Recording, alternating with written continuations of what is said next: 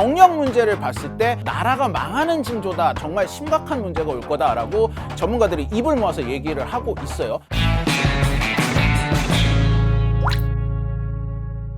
무슨 얘기든 이 집에서 들으면 더 맛있습니다. 귀에 빡빡히게 설명하는 이슈 맛집 귀의 빡종원입니다. 22대 국회가 새롭게 문을 열 예정이잖아요. 이제 진짜 우리나라가 정치 싸움보다는 좀 이 어떤 우리나라 인구 문제를 좀 진득하게 진지하게 다뤄야 된다 해서 이 22대 국회가 막 시작되기 직전에 이때쯤 한번 짚고 넘어야겠다 싶어서 이번 주제를 한번 선택을 해봤습니다. 우리 아들이 중학교 1학년이거든요. 갑자기 오더니 저한테 오늘 학교에서 과학 선생님이 갑자기 애들한테 아기를 낳지 않겠다라는 사람 손들어봐 라고 설문조사를 했다는 거예요. 거의 다 안 한다고 하더라고요. 안 하겠다는 얘가 3분의 1을 넘었었던 것 같은데. 진짜? 네.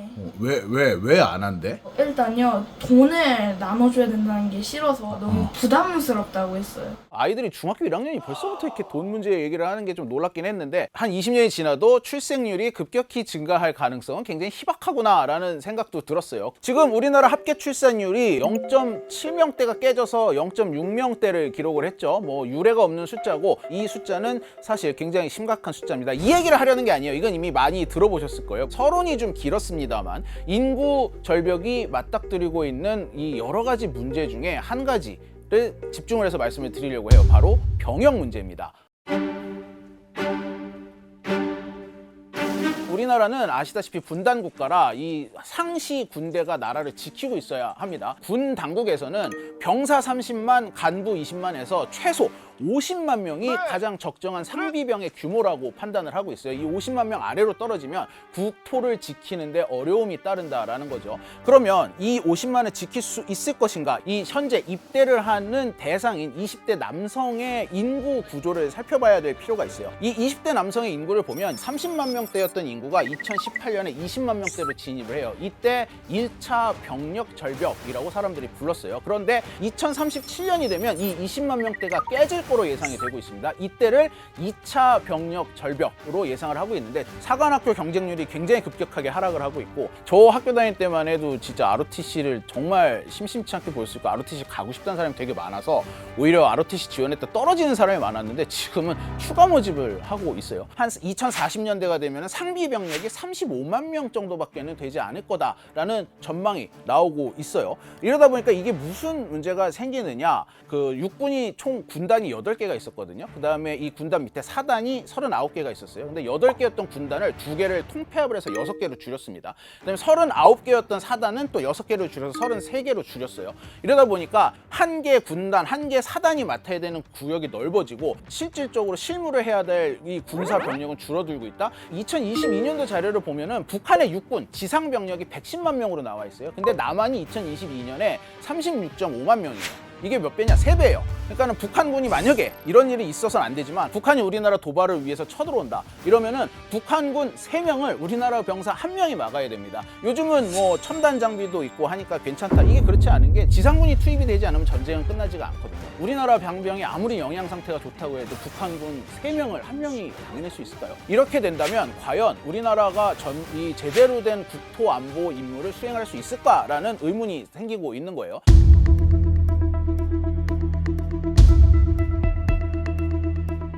분단 국가인 한국에서는 군부대가 하나의 지역 경제를 지탱하는 하나의 산업적인 역할도 했단 말이에요. 일자리 창출도 하고 여러 자영업자들에게는 이 하나의 산업이 되는 이 정도의 경제적인 하나의 주축이 되는 역할을 했는데 이 군부대가 축소가 되면서 지역 경제가 지금 몰락을 하고 있습니다. 예를 들면 이기자 부대가 주둔하고 있던 화천 같은 데는 가게를 유지하기가 힘들 정도로 지역 경제가 거의 뭐 유령 도시가 돼버렸어요. 아까 말씀드렸듯이 군단과 사단을 많이 축소했는데 이걸 지금 더 축소할 계획을 가지고 있거든요.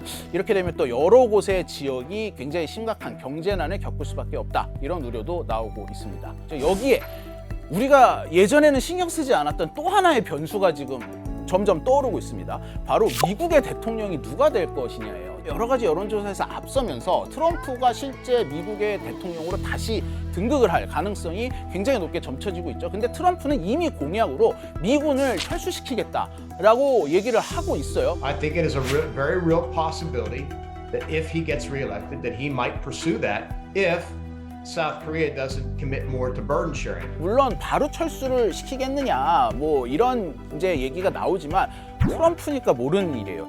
만약에 트럼프가 대통령이 돼서 진짜 철수를 하거나 감축을 하는 상황이 온다면 병력 절벽의 문제는 더욱더 심각해질 수밖에 없어요. 이러다 보니까 CNN 같은 이 외신들이 이 한국의 새로운 주적은 인구 감소다, 이런 기사를 막 쏟아내기도 했습니다. 국회에서 5가지 해결 과제를 내놨는데 이 중에 3가지가 무엇이냐? 보육, 교육, 주거 문제입니다. 이거 뭐 너무 당연한 얘기예요. 마지막 5번째가 바로 병력 문제 해결이에요. 그만큼 국회에서도 이 지금 병력 문제가 심각하다라고 보고 있는 거죠. 이제 여러 가지 대책이 논의가 되고 있습니다. 그 중에 가장 대표적인 게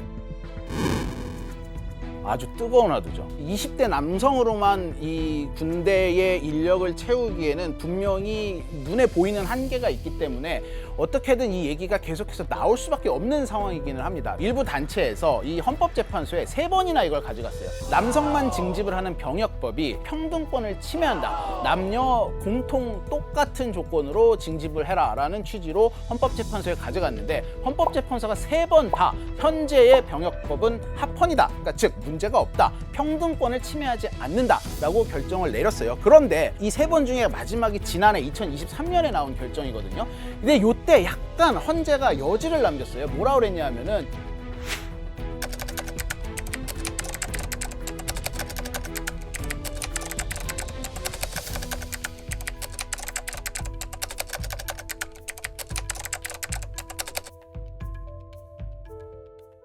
전문가들은 이거에 대해서 굉장히 여러 가지 논의가 있어요. 결국은 그 의사를 물어보고 동의를 구하는 일이 중요하다는 겁니다. 그런 어떤 정치적 요식행위가 있어야지 그렇지 않으면은 소위 성별에 의한 갈등이라는 것이 이게 자칫 잘못하면은 더 가속이 돼서 더 극단적으로 충돌될 수 있는 사태가 될 수 있다라는 거죠. 저출산 문제를 또 가속화시킬 수도 있는. 그렇죠, 맞습니다. 예. 근데 사실 2번째는 효율성의 문제입니다. 그렇게 편입이 된 여성 자원이 아무리 숫자가 많다고 할지라도 실제 어떤 전투력과 이런 부분들은 충분히 보장되지 않는다라고 한다면 이건 다른 의미의 세금 낭비입니다. 효율적으로 쓸 수 있는 돈들을 쓸데없는 데 쓰면서 낭비하게 되는 결과가 될 수도 있다라는 거죠. 여성징병제와 항상 같이 나오는 얘기가 우리나라도 뭐 미국처럼 모병제로 바꿔야 된다라는 얘기가 계속 나오고 있어요. 근데 이 모병제는 이 여성징병제보다 더 말이 안 되는 얘기다라는 얘기들을 전문가들이 해요. 왜냐하면 모병제는 진짜 내가 원하는 사람만 군대를 가는 거잖아요. 그러려면 기본적으로 이 전체 인구가 많아야 됩니다. 세계 최강 군대를 보유하고 있는 미국도 지금 모병제를 하고 있잖아요. 2023년에 이 미국의 육군, 해군, 공군 이 3군 모두가 신병 충원이 미달이 됐어요. 인구도 우리보다 훨씬 많고 군에 대한 이 대우도 훨씬 좋은 미국에서조차 이렇게 모병제가 실패를 하고 있는데 우리나라가 지금 인구가 막 쪼그라드는 상황에서 모병제는 그래서 근본적인 대책이 될 수 없다라는 얘기를 합니다. 그럼 인구는 줄어들고 있는데 어떻게 하자는 말이냐? 전문가들이 하는 얘기 하나는 예비군을 아예 이 실제 직장처럼 만들자라는 얘기가 나오고 있어요. 이미 군대를 갔다 온 예비군들이 한국에는 많이 있습니다. 전쟁에서 제일 중요한 것은 숙련도가 엄청 중요합니다. 한참 전쟁하고 있는데 언제 그 사람들 별도로 훈련시켜서 할 겁니까?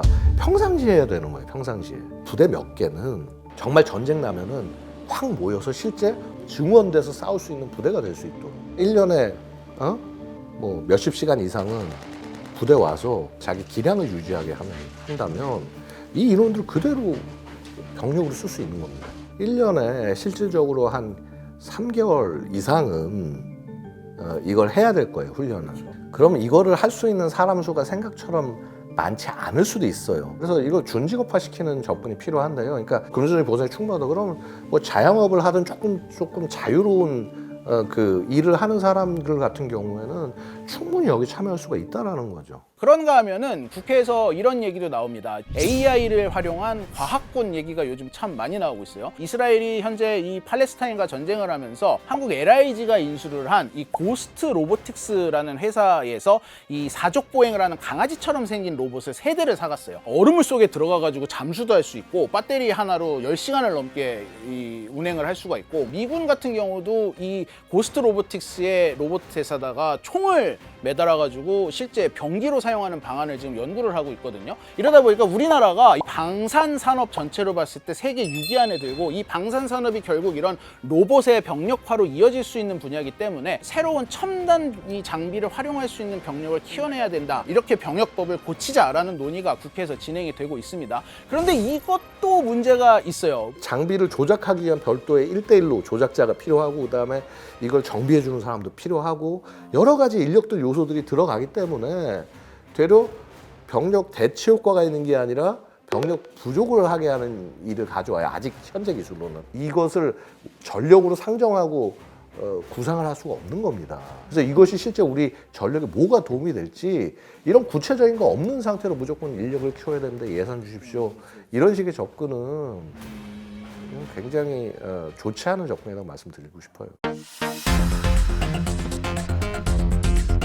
결국 우리나라의 병력 절벽을 막을 수 있는 방법은 절대적인 사람의 숫자가 늘어나는 것 말고는 해결책이 마땅히 없는 상황이에요. 그래서 지금 많은 전문가들은 빨리 대책을 세우지 않으면 지금부터 향후 5년 후가 어떻게 무너질지 모른다. 그러니까 지금이 티핑 포인트로 보고 있어요. 계속 근본적인 해결이 인구가 늘어나는 것밖에 없다라고 이제 정책 결정자들이 많이 얘기를 하잖아요. 근데 그거는 정말 장밋빛 미래를 그리는 거고, 예를 들어서 홍수가 났는데 지금 나 실시간으로 가라앉고 있는데 누군가 나한테 튜브를 던져줘서 난 살아날 거야라고 막연하게 그냥 기대하고 있는 그런 것처럼 느껴지거든요. 그래서 이게 누가 정권을 잡느냐, 어디가 뭐 제1당이 되느냐, 뭐 이런 거에 따라서 지금 너무 이 인구 정책이 왔다 갔다 하니까 인구 문제 해결하는 것을 국회의원과 행정부의 최우선 임무로 부여를 하는 이런 내용을 국회에서 김진표 의장 같은 경우는 아예 이걸 헌법으로 박아야 된다, 이런 주장도 나와요. 아주 극한의 대책인데, 그래서 이걸 하지 않으면 위헌인 상황을 만들어 버리자, 이런 얘기까지도 나오고 있습니다. 그래서 그 헌법에다가 박아두면 효과가 있을 거라고 생각하세요? 지금 뭐 헌법에 없어가지고 여러 가지 문제가 생기는 건 아니지 않나라는 생각도 들지만, 이제는 우리가 해볼 수 있는 건 다 해봐야 된다는 차원에서 이 시도는 좋은 것 같아요. 독일 같은 경우가 이미 그런 시도를 했다고 해요. 헌법의 인구 대책에 대해서 명시를 해서 법으로 좀 의무를 지운다거나 이런 게 좀 의미가 있을까요? 이제 무엇을 적시하느냐, 무엇을 넣느냐, 그 문제 같아요. 국가가 존재하기 위해서 인구가 필요하다는 것은 국가의 전제 조건으로서 사람이 있다는 거지, 국가를 위해서 사람이 존재한다, 그 말은 아니에요. 근데 자꾸 출산을 그렇게 강조를 하시고 압박적인 분위기를 만드시면 그건 국가가 젊은이들을 수단으로 대하는 것밖에 안 되죠. 그런 지점은 조금 같은 말이라도 젊은이들의 입장에서 한번 좀 생각해 보시고 전달을 하셨으면 좋겠어요. 오늘 이제 이 우리나라 인구가 국방과 관련해서 얼마나 위험한 상황까지 와 있는가에 초점을 맞춰서 말씀을 드렸지만, 사실 뭐 인구 문제, 저출생 문제 하자면 뭐 교육, 보육, 뭐 주거, 뭐 모든 문제 1시간 넘게 떠들어도 답이 없습니다. 실제 아직 답이 나와 있지도 않고 전문가들도 조금씩 분석이 다 다르고, 이러다 보니까 이제 출범하는 22대 국회에서는 헌법에 명시를 하는 식으로 개헌을 하든지 이런 좀 정말 전에 본 적 없는 비상한 대책이 마련되는 그런 국회의 모습이 보였으면 좋겠습니다.